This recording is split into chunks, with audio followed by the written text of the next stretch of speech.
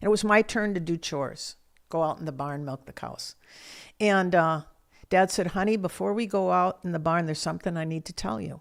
And I said, what's that, Dad? And he said, today while you were at school, 2 of your horses got out of the pasture and they went down to the pond and they fell through the ice and drowned. Whew. Like I just pushed myself away from the table. I told my family, leave me alone. I want to be by myself. I ran out the door, slammed the door, and headed down a country road. And I'm telling you, I was yelling at the top of my lungs. God, I hate you, I hate you, I hate you. All my life, I've been told that you are good and that you are full of love and that you are kind and that you are powerful, that you can do anything. I've read the Bible, I've heard the sermons, and you're doing big stuff all the time. Where in the hell were you today? Where were you, God? When I was at school, you could have done so many things to save my horses. You could have kept them from ever going down to the pond. When they were on the pond, you could have held the ice up. I hate you for letting my horses die. I just kept screaming at him. I couldn't believe that he stood by and did nothing. And there's not neighbors for that first stretch of the road. I mean, I'm yelling. You could have heard me a mile away. Then I get down to a lake. It's a half a mile from our place, and there's lake homes along that lake. And I stopped yelling, but I was still just like seething inside. God, I just can't tell you. Where were you today? Why didn't you do something? And then this verse, I had to memorize a lot of verses. I was a verse memorizer. All things work together for good to those who love God and are called according to his purposes. That's just playing over and over again in my head.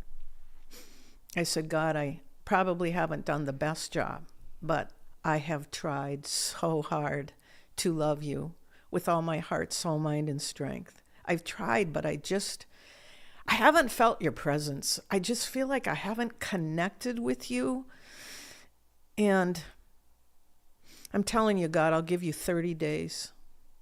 I'll give you 30 days to prove that you really love me, that when I pray, you listen, and that I am called according to your purposes. And if you don't show up, I'm done. After 30 days, I'm done. I'm walking away from Christianity. I don't want to be your friend. I don't want to be in this boring religion.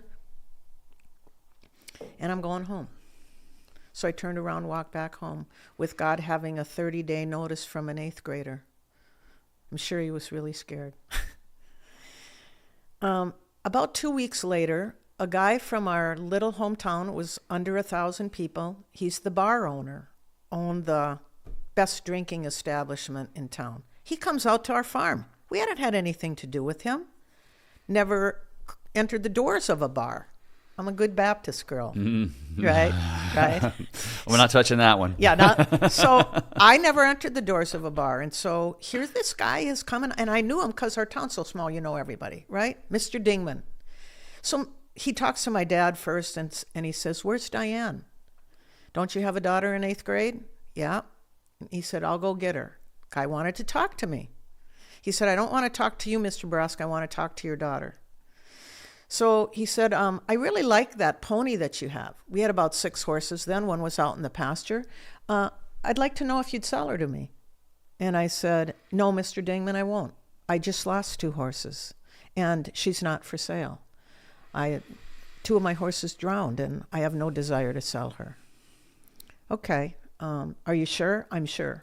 So he goes, leaves. A few days later, another guy comes out, and wouldn't you know it, he wants to buy the same horse. And I said, well, there's another guy out here that just wanted to buy her. Why do you? Did he send you here?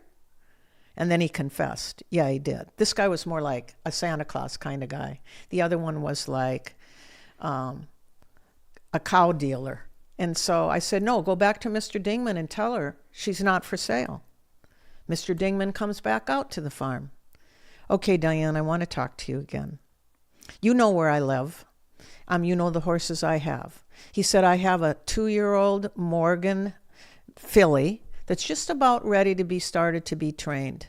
She's a beautiful horse from the best stallion in the area.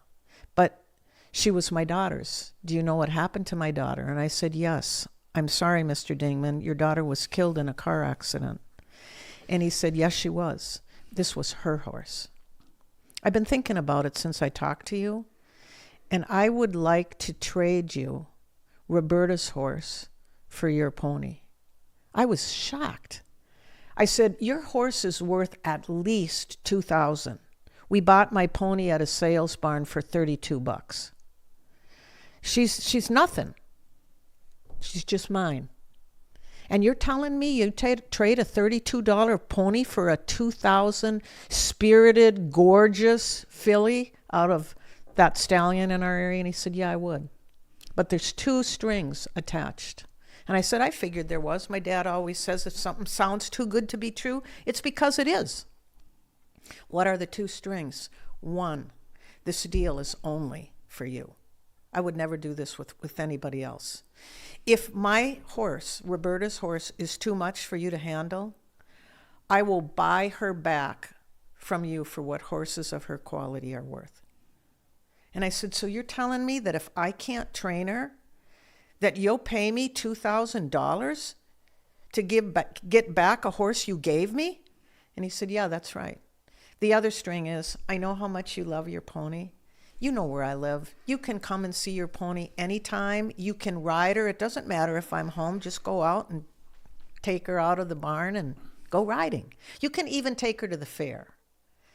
So I don't want to keep your pony away from you at all. So I'm like, huh. So I said, let me think about it. So that day I walked down the same road that 2 weeks ago I had been yelling and cursing at God.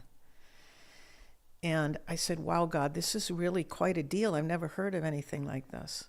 And he said, now do you know that I heard you when you yelled at me? Do you know that I saw you when you were shaking your fist in my face and saying, God, I hate you, I hate you, I hate you? This deal, Diane, I did just for you because I knew you needed to see me show up. I knew that you needed to have an experience with me where I would prove, I hear you when you pray, I love you, and I have a plan for your life. And you know what? I've never looked back since that 8th grade day. I've never looked back. He brought Flame. I called her Flame. He brought her out to the farm, handed me the lead rope, and I took this gorgeous horse for a walk around the yard. I felt, it might sound weird, I felt God loving me through that horse he gave me all the time. It was just like, here's a physical, tangible expression of my love for you, Diane. I don't ever want you to doubt me again. And I mean it when I say I never did. It was like signed, sealed, delivered.